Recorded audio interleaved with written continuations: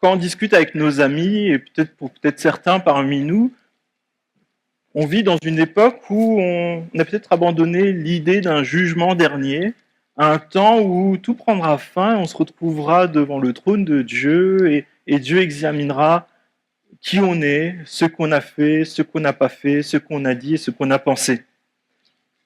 Beaucoup de personnes qu'on fréquente rejettent même cette idée ou se disent c'est presque pas possible. Pour autant, quelqu'un pourrait dire ça, mais aura toujours besoin de se justifier pour autant. Et je pense que pour nous aussi, on a régulièrement l'idée de devoir se justifier de tout ce qu'on fait, de bien ou de mal. Et presque tout le monde ressent le besoin de prouver finalement qu'il est une bonne personne, qu'il mérite d'être accepté, ou du bien fondé parfois même de notre présence. Et du coup, on se justifie par notre réussite, par nos engagements, peut-être par notre savoir, notre bonne moralité, nos opinions, notre travail, qui on est, notre identité, notre utilité. Mais au fond de notre cœur, lorsqu'on est tout seul le soir et peut-être qu'on s'apprête à s'endormir, il y a comme une petite voix qui vient intérieure et qui nous interroge. Est-ce que j'en fais assez? Est-ce que je suis quelqu'un de bien? Est-ce que ma vie a de la valeur? Qu'est-ce que les autres pensent de moi? Qu'est-ce que ce collègue pense de moi? Et c'est vrai que ça nourrit un besoin constant finalement de se justifier. Et finalement, c'est un symptôme spirituel. Nous savons intuitivement que nous ne sommes pas à la hauteur de ce que nous devrions être devant Dieu. On l'a chanté, on l'a lu aujourd'hui. On ne se sent pas toujours à la hauteur des regards que les autres ont sur nous. Et on sait à l'intérieur de nous, qu'on soit chrétien ou pas, qu'il y a un standard qui est plus élevé que nous. On peut jouer un moment, on peut avoir même une certaine hypocrisie, on peut jouer des muscles devant les autres, mais à un moment on se rend compte qu'il y a un standard qui est plus élevé que nous, qui est présent. Et notre texte de ce jour répond à cette question qui est universelle, mais aussi finalement qui nous rejoint chacun. Comment un être humain imparfait peut être déclaré juste devant un Dieu qui est parfaitement juste? Comment moi, qui suis imparfait, je peux être déclaré juste par un Dieu parfait? Et on va voir que la résurrection de Jésus nous justifie. La loi condamne, mais la foi en Jésus donne la vie. La loi, elle produit la colère de Dieu. La foi, elle produit l'espérance. La foi, elle produit la vie. Et je vous invite à nous réjouir ensemble de cela autour de ce texte. Donc, Romains, chapitre 4, verset 13, on lira jusqu'au verset 25.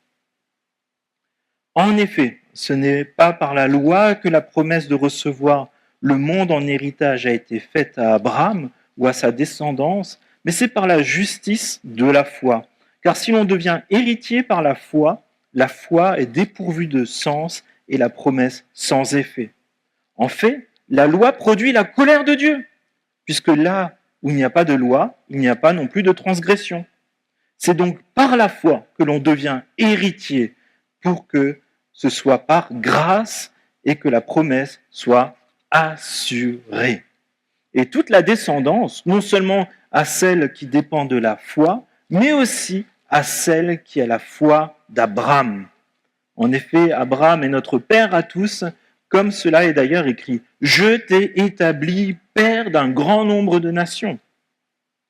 Il est notre père devant le Dieu en qui il a cru. Le Dieu qui donne la vie aux morts et appelle ce qui n'existe pas à l'existence. Espérant contre toute espérance, Abraham a cru et est ainsi devenu le père d'un grand nombre de nations, conformément à ce qui avait été dit, telle sera ta descendance.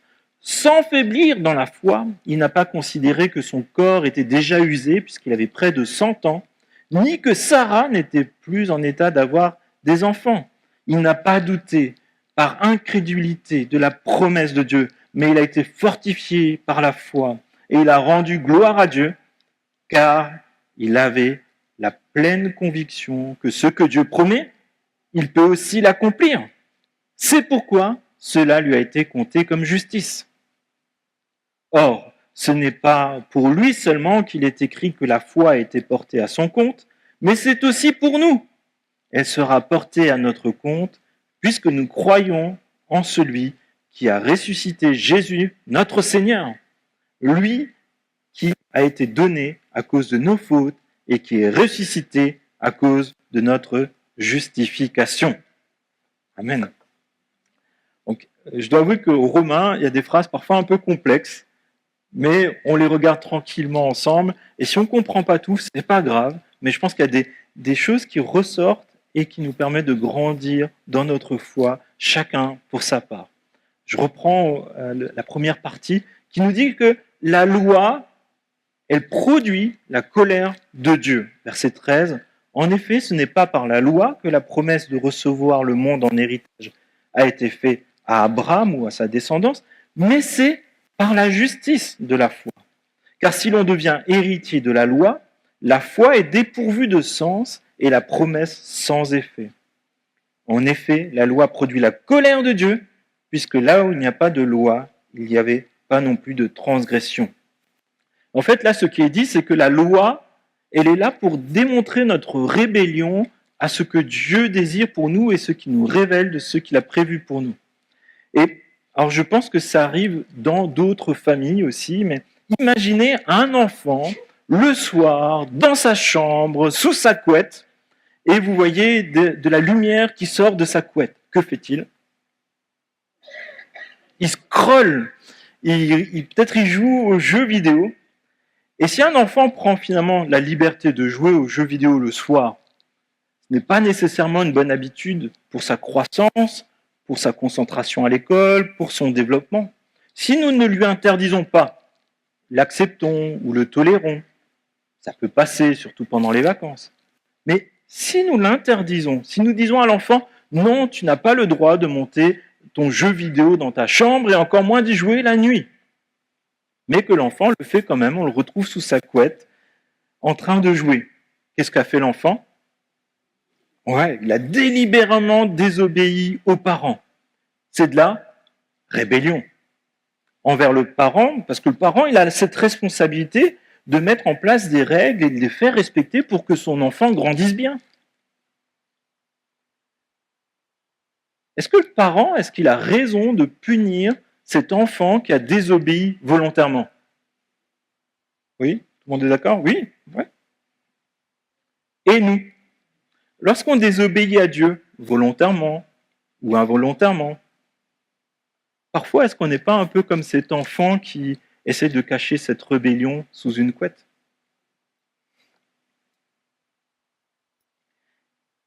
Et il nous est dit que la loi, elle est révélée par Dieu. Ce n'est pas quelque chose de caché, quelque chose qu'on devrait deviner. La loi, elle se trouve dans la parole de Dieu, dans la Bible. Et la loi, elle permet de savoir comment Dieu veut que nous vivions chacun d'entre nous. Et la loi, c'est un référentiel pour définir, selon Dieu, ce qui est bien et ce qui est mal. Parce que c'est sur cette base-là que Dieu va juger tous les humains. Et désobéir à la loi de Dieu, ça nous place sous la colère de Dieu pour toute l'éternité. Parce que nous devons le respect à Dieu et nous devons l'obéissance totale à Dieu. Pourquoi? Parce que c'est notre Créateur. Et avec Dieu, qui est parfaitement saint, il n'y a pas du à peu près.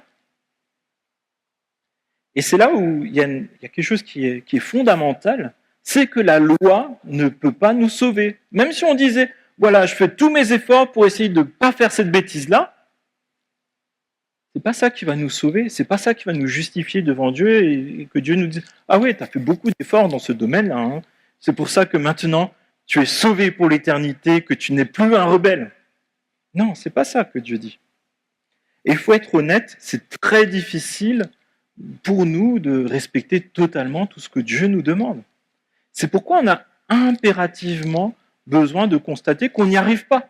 Sinon, finalement, on va s'enfermer nous-mêmes dans de l'hypocrisie, on va passer à côté de l'amour de Dieu, de la grâce de Dieu et de toutes les bonnes choses qu'il a prévues pour nous. On va voir ça dans quelques instants. Mais pour recevoir le salut, il faut tout d'abord comprendre qu'on ne peut pas mériter le salut. C'est quelque chose qui est donné par Dieu. Vous connaissez tous les radars de limitation de vitesse. C'est ces grandes boîtes, quand on les voit, on a toujours une appréhension. Je ne sais pas vous, mais moi je regarde toujours mon compteur à ce moment-là. Parfois j'ai besoin d'appuyer un peu sur le frein. Mais si tu dépasses la limitation de vitesse devant cette boîte, qu'est-ce qui va se passer? Il va flasher et le radar va te punir d'avoir enfreint la loi. Et si tu respectes la limitation de vitesse, qu'est-ce qui se passe? Rien. Est-ce que quelqu'un d'entre vous a déjà reçu un chèque de l'État français pour le remercier d'avoir respecté la limitation de vitesse devant le radar? Si jamais ça vous est arrivé, vous me le dites parce que je vais essayer de trouver le bon radar. Et ce qu'il faut comprendre, c'est que respecter la loi ou respecter le radar ne te donne rien. Ça ne te donne ni le salut, ni un chèque de l'État. Pourquoi? C'est juste normal de faire le bien et de respecter ce qui est convenu par la loi. Parce que Dieu nous demande aussi de faire le bien. Mais faire le bien, il faut l'avouer que par moments, ça peut être coûteux. Il y en a qui ont perdu leur travail pour avoir fait le bien, pour simplement être cohérent devant Dieu. Mais c'est juste normal de faire le bien, et faire le bien, parfois, ça a un coût. Et ça nous dit aussi que aucun des biens qu'on pourrait faire ne pourra compenser le mal qu'on a déjà fait. Si tu as été flashé par 50 radars et que tu as réussi à en passer un sans te faire flasher, ça ne t'enlève pas les 50 où tu t'es fait flasher. Et comme le radar, la loi, elle nous condamne. Mais comme le radar, la loi ne peut pas nous sauver. Alors c'est pour ça que c'est intéressant de connaître la volonté de Dieu, parce que ça nous permet de vivre de mieux en mieux selon ce que Dieu veut, mais à la fois, connaître la volonté de Dieu, ça augmente aussi notre responsabilité vis-à-vis de Dieu, de ce qu'on fait et de ce qu'on ne fait pas. Si on connaît la volonté de Dieu et qu'on ne la met pas en pratique, notre responsabilité est plus grande. Et j'ai retrouvé ces versets que Jésus lui-même il dit, et ça nous place vraiment en face des réalités spirituelles et pratiques de notre quotidien. Luc, au chapitre 12, verset 47, nous dit cela. C'est Jésus qui le dit. Le serviteur qui a connu la volonté de son maître, mais qui n'a rien préparé, ni fait pour s'y conformer, sera battu d'un grand nombre de coups. En revanche, celui qui ne l'a pas connu et qui a fait des choses dignes de punition sera battu de peu de coups. On demandera beaucoup à qui on a donné beaucoup, et on exigera davantage à celui à qui l'on a beaucoup confié. Ça nous remet en question, en fait. Quand j'ai fait mes études d'informatique, il y a une phrase qui m'a beaucoup marqué à ce moment-là, c'était le professeur, on faisait des algorithmes, et en fait, il a dit un truc qui m'a marqué à vie, ne rien faire, c'est aussi une décision et une action. Il y a des répercussions, qui peut parfois avoir des incidents sur toute notre vie. Et Jacques, au chapitre 4, verset 17, nous dit cela. Si donc quelqu'un sait faire le bien et ne le fait pas, il commet un péché. C'est ça la loi de Dieu. Imaginons, il y a un juge, vous avez oublié de payer vos impôts pendant plusieurs années. Vous présentez devant lui, et il vous dit, bon, ok, c'est pas si grave, fais 50 pompes. Et ça sera ok. Est-ce que vous croyez que c'est un juge? Ça, c'est un coach de basket quand tu arrives en retard. Un vrai juge, lui, il va ouvrir le code civil, il va te dire tel article, il y a peut-être une peine de prison de 6 mois, 30 000 € d'amende, et c'est un référentiel qui est connu de tous. C'est pour ça que ça nous remet en question. Est-ce qu'on n'a pas tendance à réécrire nous-mêmes notre propre code civil ou notre propre Bible ou nos propres exigences de ce que Dieu voudrait pour nous et peut-être pour notre voisin, c'est encore d'autres. Mais ça nous rappelle que Spirituellement, on n'a pas à créer nos règles, c'est Dieu qui nous les révèle. Et un jour, lorsqu'on se trouvera devant Dieu et qu'il nous jugera, ça ne sera pas selon nos normes, mais ça sera selon la loi de Dieu. Et ici, dans ce passage, il est question de la colère éternelle de Dieu. Et aucun d'entre nous, je vous l'assure, ne veut connaître la colère éternelle de Dieu. Ça devrait nous amener à vouloir respecter le mieux possible la loi de Dieu, mais surtout de chercher la grâce de Dieu, de fuir le mal et d'apprendre à pratiquer aussi bien que possible ce qui est bien aux yeux de Dieu, même si c'est difficile, même si ça nécessite des sacrifices. Et surtout de chercher à être réconcilié avec Dieu, de ne plus avoir ce statut de rebelle devant Dieu. C'est pour ça que la foi, elle produit l'espérance. Verset 16. C'est donc par la foi que l'on devient héritier, pour que ça soit par grâce et que la promesse soit assurée à toute la descendance, non seulement à celle qui dépend de la loi, mais aussi à celle qui dépend de la foi, qui a la foi d'Abraham. En effet, Abraham est notre père à tous, comme cela est d'ailleurs écrit. Je t'ai établi père d'un grand nombre de nations. Il est notre père devant le Dieu en qui il a cru, le Dieu qui donne la vie aux morts et appelle ce qui n'existe pas à l'existence, espérant contre toute espérance. Abraham a cru et est ainsi devenu le père d'un grand nombre de nations, conformément à ce qui lui avait été dit. Telle sera ta descendance. Et là, on découvre que le salut, selon la Bible, c'est pas une grande loterie, un grand bingo, je sais pas trop quoi, non. La promesse du salut, elle est assurée. Et elle est garantie par Dieu lui-même. Alors, vous savez, moi, j'étais très mauvais en chimie, j'ai jamais compris le truc, j'ai jamais réussi à égaliser des équations. J'avais tout le temps l'impression de faire un hold-up d'un côté et c'était jamais équilibré. J'ai jamais réussi à faire ça. C'est vraiment pas ma matière de prédilection. J'ai toujours eu une mauvaise note. Pourtant, j'ai travaillé, mais ça voulait pas. Et mon rêve, ça aurait été qu'un jour, mon professeur de chimie vienne me voir. C'est lui qui a conçu l'examen et qui me propose de prendre ma place devant l'examen. Et qui me dise, Sylvain, donne-moi ton stylo, moi je vais te le faire. C'est bon. Là, j'ai pas de doute. Quand moi je me connais moi avec la chimie et que je vois le professeur, et en plus c'est lui qui a écrit ce sujet, à 100% je peux lui donner mon stylo.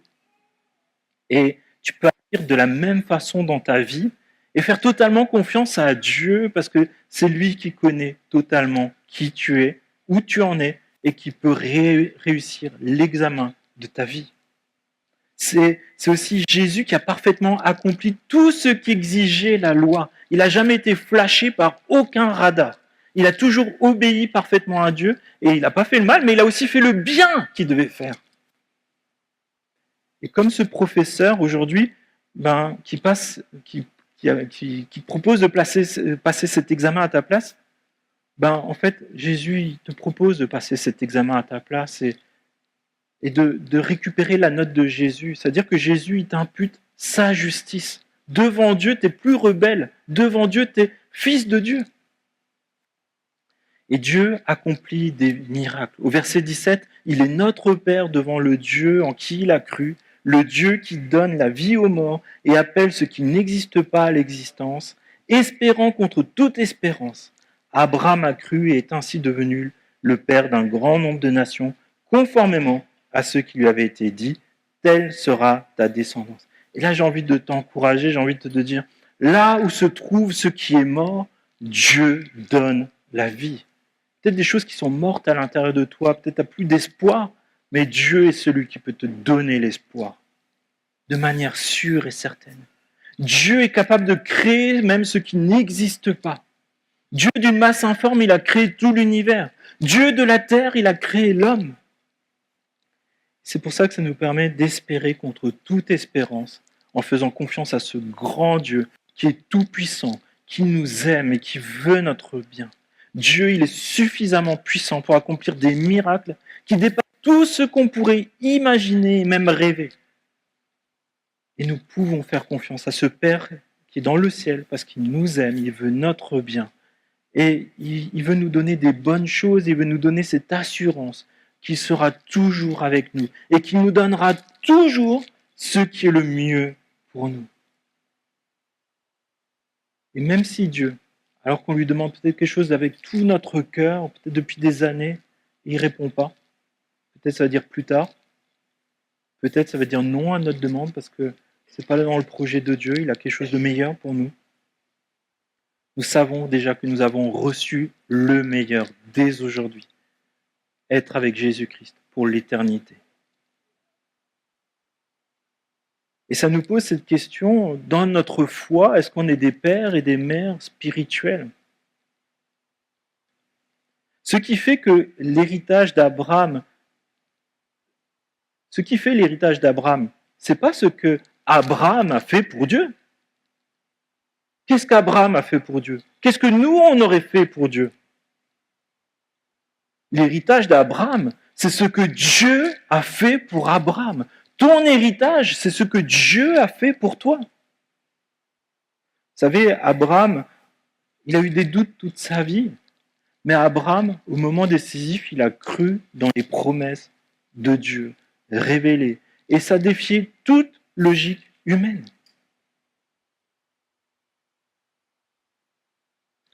Et ça nous pose la question entre nos espoirs et les promesses de Dieu. Est-ce que nos espoirs sont fondés sur les promesses de Dieu ou nos rêveries? C'est la Bible qui nous dit quelles sont les promesses de Dieu. Et c'est les promesses de Dieu qui nous portent, qui nous tiennent quand ça va bien, mais aussi quand ça va mal. Et c'est ça, les promesses de Dieu qui nous permettent d'espérer contre toute espérance. Et ça nous pose cette question, quel est l'héritage dans la foi que nous laisserons derrière nous? À un moment de notre vie, on fait des bilans. Qu'est-ce qu'on va laisser derrière nous? Ce qu'on aura fait ou ce que Dieu a fait pour nous? Est-ce que ça sera notre confiance dans les promesses de Dieu, dans les hauts et dans les bas de notre vie?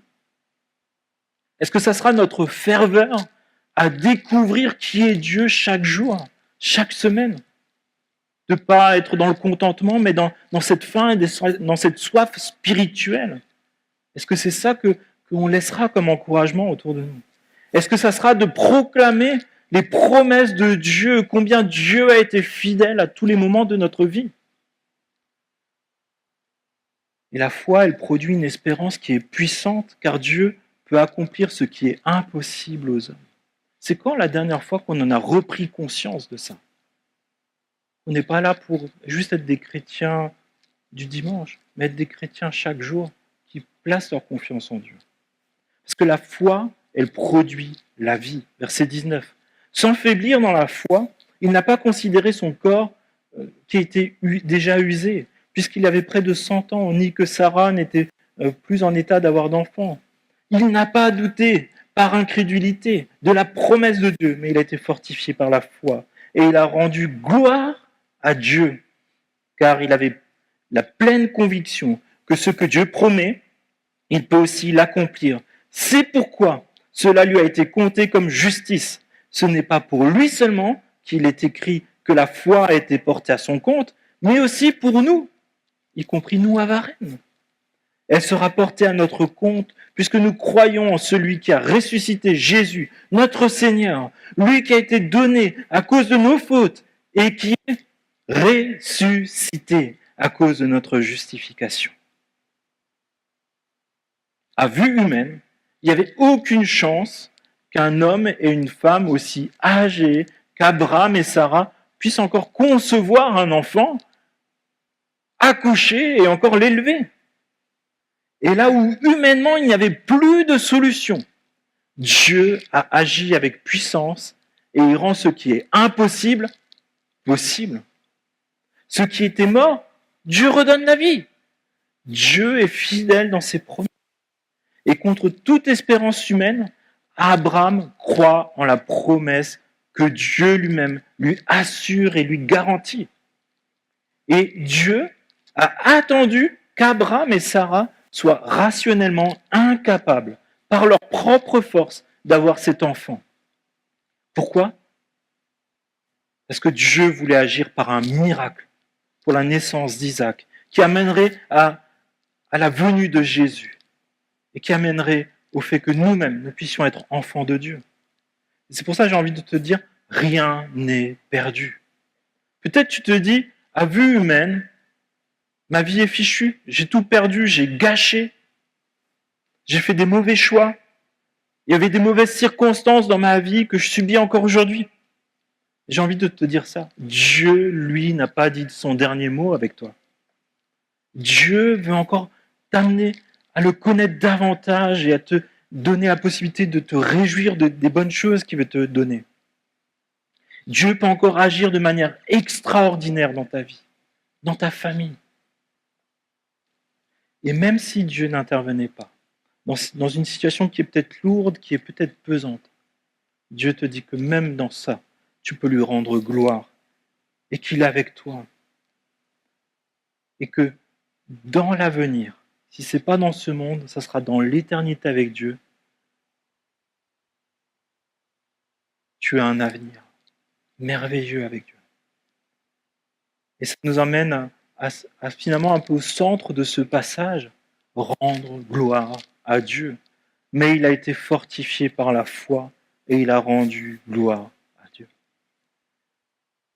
Et ça nous pose cette question, aujourd'hui peut-être on vit des situations qui ne sont pas faciles, mais comment même dans ces situations qui sont difficiles, est-ce qu'on peut rendre gloire à Dieu? Dans nos attitudes, dans nos paroles, dans le fait de faire confiance à Dieu, même si peut-être on ne voit pas de solution rationnelle. Parfois, c'est l'occasion de lâcher prise et de placer notre confiance dans les promesses de Dieu. Il prendra soin de toi. Il prendra soin de ta famille. Il prendra soin de notre Église. Et lorsque nous manifestons notre confiance en Dieu, ce n'est pas que nous n'avons pas d'appréhension. Abraham et Sarah devaient avoir des appréhensions. Ils devaient avoir des doutes, ils devaient avoir des peurs. Même Jésus, juste avant la croix, c'était un moment terrible de souffrance intérieure, de savoir tout ce qu'il allait endurer. Mais nous pouvons faire le choix de rendre gloire à Dieu, par nos paroles, par notre attitude. Dieu tient tout l'univers dans ses mains depuis toute l'éternité et jusque dans l'éternité à venir. Et j'ai envie de te dire, il te tient aussi toi, précieusement, dans ses mains, parce qu'il t'aime. Dieu ne fait pas seulement d'Abraham le père d'Isaac, Dieu fait d'Abraham le père d'une multitude d'adorateurs du Dieu vivant dont nous faisons partie. Et si tu n'en fais pas encore partie, je t'invite à connaître ce Dieu vivant que tu auras envie de connaître, envie de remercier par reconnaissance. Donc ce n'est pas une question de génétique, c'est le projet de salut de Dieu pour toute l'humanité et aussi pour toi. Des hommes et des femmes de toutes les nations, de toutes les générations, adoptés par Dieu le Père, qui ont une foi confiante en Dieu, qui veulent porter du fruit et faire prospérer ce fruit pour qu'une multitude d'autres générations connaissent et adorent Dieu, lui rendent gloire. Verset 23. Or, ce n'est pas pour lui seulement qu'il est écrit que la foi a été portée à son compte, mais c'est aussi pour nous et c'est pour toi ici aujourd'hui. Et ça nous pose de nouveau cette question, quel héritage, quel témoignage voulons-nous laisser à nos enfants biologiques? Quel héritage voulons-nous laisser à nos enfants spirituels? Est-ce que nous prenons soin de quelqu'un? Est-ce que nous prenons soin de témoigner comment Dieu est bon à quelqu'un de l'Église? Un enfant. Quel témoignage donnons-nous aux enfants de notre Église? Comment est-ce que je peux mettre en pratique ma foi de manière concrète, que ça ne soit pas juste une idée abstraite, intellectuelle? Comment est-ce que je communique l'exemple moi-même? Vous savez, j'ai toujours été touché par des personnes âgées qui, toute leur vie, ont prié pour leurs enfants et leurs petits-enfants. Et j'étais témoin d'une mamie, elle priait toujours pour ses petits-enfants. Et elle n'a jamais vu un de ses petits-enfants rencontrer Christ. Assez étrangement, c'est au moment où il y a eu les obsèques qu'un de ses petits-enfants a découvert la foi chrétienne et a complètement basculé de toute sa vie.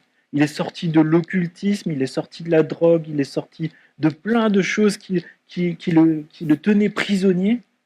sur ce témoignage de ce qu'il a vu de sa grand-mère et qui finalement est arrivé à son apogée quand il a vu que jusqu'au bout, elle a fait confiance à son grand Dieu. Aujourd'hui, c'est quelqu'un qui sert Dieu.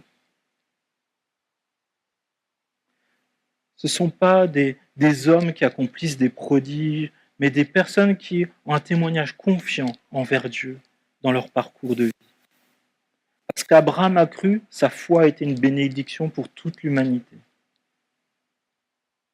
Verset 23. Or, ce n'est pas pour lui seulement qu'il est écrit que la foi a été portée à son compte, mais aussi pour nous. Elle sera portée à notre compte, puisque nous croyons en celui qui a ressuscité Jésus notre Seigneur et qui a été donné à cause de nos fautes et qui est ressuscité à cause de notre justification. Comprenez que Jésus est venu dans ce monde et il s'est livré lui-même à la souffrance, il a connu aussi la mort à notre place et il a porté notre condamnation et il a porté notre mort pour payer nos péchés, nos offenses, notre rébellion. Toutes les fois, on s'est caché sous la couette. Toutes les fois, on a désobéi à Dieu. Pourquoi ? Parce qu'il veut nous libérer d'une souffrance éternelle, de l'esclavage du péché, de cette séparation que tu as avec ton Créateur, peut-être encore aujourd'hui. Et Jésus, lui, il a totalement satisfait toutes les exigences de Dieu. Il n'a pas fait le mal, mais il a aussi fait tout le bien que Dieu lui a demandé. Pourquoi ? Pour que toute la justice de Dieu soit accomplie par la personne de Jésus. Jésus était pleinement Dieu et aussi pleinement homme en s'incarnant dans ce monde pour accomplir notre justification par sa souffrance, mais aussi ce qui est particulier dans ce passage, par sa résurrection. Si Jésus était seulement mort, on ne serait pas justifié. Comprenez ça. Pourquoi ? Vous savez, Adam a désobéi, mais il représentait toute l'humanité devant Dieu. Et donc, c'est pour ça que toute l'humanité a été placée sous le péché. C'est pour ça que nous sommes tous nés et placés sous le péché. Mais ce qui se passe, c'est que Jésus, en s'incarnant en tant qu'homme, sans jamais pécher et en faisant tout ce que Dieu demandait, et en mourant et en ressuscitant, il représente désormais toute l'humanité, des personnes qui ont placé leur confiance en Jésus devant Dieu. Et c'est pour ça, si tu places ta confiance en Jésus, tu es justifié devant Dieu. Il n'y a plus cette barrière devant Dieu. Tu es parfaitement saint quand Dieu te voit, parce qu'il te voit au travers de Jésus-Christ. Et en ressuscitant, Jésus est monté à côté de Dieu, il nous représente en permanence devant Dieu. Et c'est Hébreux chapitre 9, verset 24 qui dit cela. En effet, Christ n'est pas entré dans un sanctuaire fait par la main d'homme, mais dans une simple copie du véritable. Mais il est entré dans le ciel lui-même. Jésus est tout le temps devant le trône de Dieu, afin de se présenter maintenant pour nous devant Dieu. Jésus te représente en permanence devant Dieu pour te justifier. Malgré les hauts et les bas de ta vie, si tu fais confiance à Jésus, lui, il te représente en permanence devant Dieu pour qu'il n'y ait plus cette séparation d'avec Dieu. Et pourquoi Jésus a fait cela ? Il l'a fait par amour. C'est par amour qu'il nous a rejoints dans un monde où on n'aurait pas envie de vivre dans la guerre, dans la souffrance. Mais Jésus, il est venu dans ce monde pour porter notre humanité et tout en restant totalement Dieu. Cette décision de Dieu a eu un impact spirituel, mais aussi cosmique, dont on est incapable de se représenter tout ce que ça signifie. Dans son amour, dans sa souffrance, mais aussi de toute la gloire qui s'accompagne. Jésus gardera désormais toujours ce côté pleinement Dieu, pleinement homme, devant Dieu, pour nous représenter. J'invite l'équipe de louange à s'installer. Philippiens, au chapitre 2, nous décrit justement ce que Jésus a fait. Et c'est un exemple que Jésus nous laisse à nous et que les apôtres nous rappellent et qui est vraiment notre fil conducteur pour une vie chrétienne qui est authentique, qui a du sens. S'il y a donc de l'encouragement en Christ, s'il y a de la consolation dans l'amour, s'il y a de la communion de l'esprit, s'il y a de la tendresse et de la compassion, rendez ma joie parfaite en vivant en plein accord. Ayez un même amour, un même cœur, une unité de pensée. Ne faites rien par esprit de rivalité ou par désir d'une gloire sans valeur, mais avec humilité. Considérez les autres comme supérieur à vous-même. Que chacun de vous, au lieu de regarder à ses propres intérêts, regarde aussi à ceux des autres. Que votre attitude soit identique à celle de Jésus-Christ. Lui qui est de condition divine, il n'a pas regardé à son égalité avec Dieu comme un butin à préserver, mais il s'est dépouillé lui-même en prenant une condition de serviteur, en devenant semblable aux êtres humains. Connu comme simple homme, il s'est humilié lui-même, en faisant preuve d'obéissance jusqu'à la mort, et même la mort sur la croix. C'est aussi pourquoi Dieu l'a élevé à la plus haute place et lui a donné le nom qui est au-dessus de tout nom, afin qu'au nom de Jésus, chacun plie le genou dans le ciel et sur la terre et sous la terre. Comprenez que Jésus s'est dépouillé lui-même, non en perdant des attributs de sa gloire, de sa divinité, mais en revêtant notre humanité dans sa faiblesse. Et il nous est demandé de suivre cet exemple, qui est grandiose, qui est ultime de Jésus, en alignant nos sentiments, ce qu'il y a dans nos cœurs, sur ce que Jésus est, sur ce que Jésus a fait. Lorsqu'on comprend que tout ce qu'on a, c'est une pure grâce de Dieu. C'est pour ça qu'on peut dire, Seigneur, je veux te donner ma vie, je veux te donner mon cœur, je veux te donner mes sentiments, je veux te donner mes attitudes, je veux te donner mes ambitions. Je vais être ton serviteur, dévoué, parce que j'ai tout reçu de toi. Et peut-être tu es venu ce matin en te disant que Dieu attendait que tu sois quelqu'un de bien ou de même très bien. Mais la Bible, elle affirme un message qui est radical, qui est libérateur. Dieu ne sauve pas des gens suffisamment bons, des gens suffisamment bien. Dieu sauve des coupables qui se confient en Jésus, qui se confient en ce que Jésus a fait. Jésus, il n'est pas venu pour améliorer ta vie. Jésus, il est venu pour réussir ta vie selon ses critères et te donner la vie pour l'éternité. Jésus te demande simplement de te confier peut-être ce matin ton stylo pour qu'il écrive l'histoire de ta vie, pour qu'il puisse graver dans ton cœur ce qui est plaît à Dieu. Jésus est venu pour te sauver, te donner un avenir, te donner la vie. Et c'est pour ça qu'il a porté ta culpabilité à la croix, qu'il a porté ta condamnation, qu'il a porté ton péché alors qu'il n'a jamais péché. Et sa résurrection, elle signifie pour toi, alors qu'on s'approche de Pâques, que ta dette est payée, que tu n'as plus à vivre dans la culpabilité, que la justice de Dieu est satisfaite et qu'il y a une nouvelle vie qui t'est offerte. Si ce matin, tu n'as pas encore fait confiance à Jésus, je t'invite vraiment à faire cette prière toute simple. Seigneur, oui, je ne suis pas assez bon devant toi, mais je viens tel que je suis et je fais confiance dans le sacrifice de Jésus. Et désormais, je veux vivre pour toi. Je veux que tu me guides et que tu sois mon Seigneur, mon Sauveur, le chef de ma vie. Je sais que c'est toi qui as ce qu'il y a de mieux pour moi. Et aujourd'hui, je prends cette décision de te suivre. Je t'invite vraiment à te positionner devant Dieu si tu ne l'as jamais fait. Et peut-être toi, tu es chrétien depuis longtemps et la question qui se pose à toi, c'est quel héritage, quel témoignage est-ce que tu veux laisser après toi ?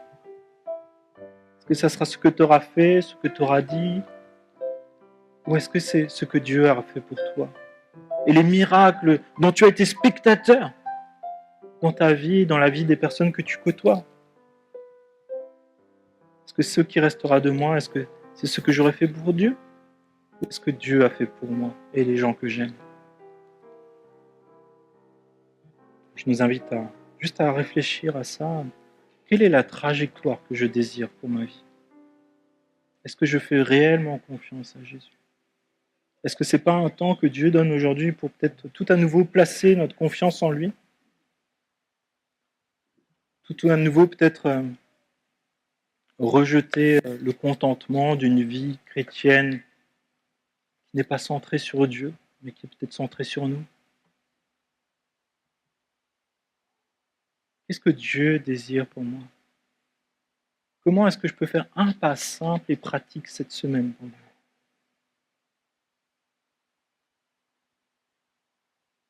Et Père, tu entends nos cœurs, tu entends ces questions qui se posent à nous, et je te prie, s'il te plaît, pour mes amis qui ne te connaissent pas encore, je te prie que vraiment tu puisses te révéler, que tu puisses donner cette conviction sûre et certaine par ton Saint-Esprit qui illumine sur nos péchés, notre besoin de toi, et que tu es le seul chemin qui amène à la vie pour l'éternité, Seigneur. Je te prie, s'il te plaît, que tu interviennes dans les cœurs, et je te prie peut-être pour chacun d'entre nous qu'on puisse avoir un temps de ressourcement spirituel, Seigneur, pour revenir à l'essentiel de ce que tu désires pour nous, Seigneur. Que tu reprennes la centralité de ta place, qu'on ne vive pas dans un contentement, Seigneur, dans un laxisme spirituel, mais qu'on puisse vivre pleinement dans ta grâce et accomplir les belles œuvres que tu as prévues d'avance pour nous, pour te faire plaisir et trouver notre plaisir dans ta joie, Seigneur mon Dieu. Je te prie vraiment que tu nous parles ce matin, que tu nous amènes à marcher de progrès en progrès dans ta grâce. Je te prie dans le nom de Jésus. Amen.